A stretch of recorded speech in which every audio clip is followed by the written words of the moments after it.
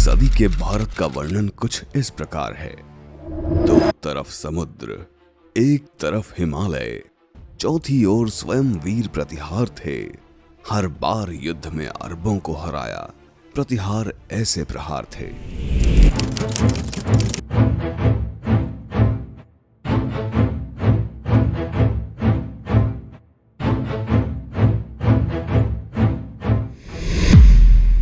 आज हम बात करेंगे प्रतिहार वंशी क्षत्रियों की। संस्कृत में प्रतिहार, प्राकृत में पढ़ियार और देशज में परिहार, ये सब एक ही वंश के पर्याय नाम हैं। प्रतिहारों की उत्पत्ति को लेकर कई इतिहासकारों ने अपनी अपनी राजनीति के हिसाब से मनगढ़ंत धारणाएं दी हैं। कभी उन्हें ब्राह्मण तो कभी उन्हें गुर्जरों से जोड़ने के राजनीतिक प्रयास किए गए। लेकिन प्रतिहार वंश के सबसे प्रतापी शासक सम्राट मिहिर भोज का साकरताल शिलालेख इन सभी थ्योरीज का खंडन एक बार में कर देता है। इस शिलाखंड में प्रतिहारों को स्पष्ट रूप में रघुकुल वंशी इक्ष्वाकु कहा गया है और इस वंश का उद्भव भगवान राम के भाई लक्ष्मण के वंश से बताया गया है। ये इक्ष्वाकु रघुवंशी क्षत्रिय ही शाखा थे। प्रतिहार वंश के उदय में दो व्यक्तित्व अहम भूमिका रखते हैं, मंडोर के राजा हरिश्चंद्र और भीनमाल के सम्राट नागभट्ट प्रतिहार प्रथम। नागभट्ट प्रथम को इंपीरियल प्रतिहार डायनेस्टी के संस्थापक के रूप में जाना जाता है। पंजाब के गल्ल का शिलालेख में नागभट्ट प्रथम को अपराजेय गुर्जरों को जीतने वाला बताया है, जिसमें गुर्जर शब्द एक स्थानवाचक संज्ञा है। नागभट्ट प्रथम के वंश में परम प्रतापी सम्राट मिहिर भोज हुए। 12 शिलालेख में उन्हें परम भगवती भक्तों महाराज श्री भोजदेव जैसी उपमाओं से संबोधित किया गया। अरब यात्री सुलेमान प्रतिहारों के लिए लिखता है कि जुर्ज यानी गुर्जर के शासक के पास कई सेनाएं हैं और किसी अन्य भारतीय राजकुमार के पास इतनी अच्छी घुड़सवार सेना नहीं है। वह अरबों के प्रति शत्रुता रखता है, उसके राज्य में अपराध नहीं, उसके पास धन है और उसके ऊंट और घोड़े बहुत हैं। प्रतिहार सम्राटों की राजधानी भीनमाल, उज्जैन और अंत में कन्नौज बनी जब उन्होंने उत्तर भारत के प्रभुत्व के लिए हुए त्रिकोणीय संघर्ष में राठौड़ और पाल राजवंशों को हरा दिया था। इस वंश ने 3 सदियों तक भारत की सरहदें अरब आक्रमणों से सुरक्षित रखीं। जैसलमेर के भाटी राजपूतों से लेकर छत्तीसगढ़ के कलचुरी राजपूतों के राज्य प्रतिहार सत्ता के अंग थे। उनके सामंतों में उनकी भ्रातृ शाखा मंडोर, ग्वालियर और भीनमाल के प्रतिहार भी थे। इन्हीं प्रतिहार सम्राटों ने ग्वालियर के तेली का मंदिर और मुरैना के बटेश्वर मंदिर का निर्माण किया था। इंपीरियल प्रतिहार राजवंश की सत्ता कन्नौज पर राठौड़ों के आधिपत्य के बाद खत्म हुई। कन्नौज के बाद प्रतिहार कन्नौज, ग्वालियर, हमीरपुर, नागौद, चंदेरी, रीवा, छत्रपुर और जबलपुर में फैल गए। ग्वालियर का जौहर कुंड ग्वालियर प्रतिहार वंश के इल्तुतमिश के विरुद्ध संघर्ष का साक्षी है। प्रतिहार सत्ता खत्म होने के बाद भी प्रतिहार राजपूत योद्धा युद्ध भूमि पर लड़ते रहे और इतिहास पटल में अपना नाम अंकित करते गए। बड़ौदा के जगदेव प्रतिहार ने गुजरात की सोलंकी सेना का नेतृत्व कर महमूद गजनवी को हराया।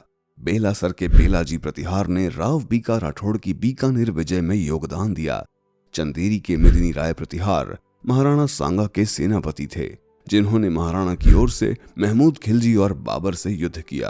प्रतिहार वंशी राजपूतों का शासन भारत भूखंड के विभिन्न स्थानों पर रहा। भीनमाल, जालौर, कन्नौज, ग्वालियर, चंदेरी, दमोह, हमीरपुर, नागौद, छत्रपुर, मंडोर, अलवर, भिनाई, बालेसर, अधमपुर, शिमला के खानेती, कुम्हार साई, डोडा शहर का भलीसा आदि स्थान एक समय प्रतिहार शक्ति के अधीन रहे थे। इसी वजह से आज भी प्रतिहार या अधिक प्रचलित नाम परिहार राजपूतों की इन शहरों में मुख्य बसावट है। 17वीं सदी के जैन लेखक मोहनोद नैणसी ने प्रतिहार राजपूतों की 26 शाखाओं का वर्णन किया है। कन्नौज के प्रतिहारों का वंशज होने के नाते वर्तमान में नागौद प्रतिहार राज परिवार को इस वंश के मुख्य सरदार होने का सौभाग्य प्राप्त है। प्रतिहार राजपूतों की इन्हीं शाखाओं में से एक है कैथल के मढ़ाड़ प्रतिहार।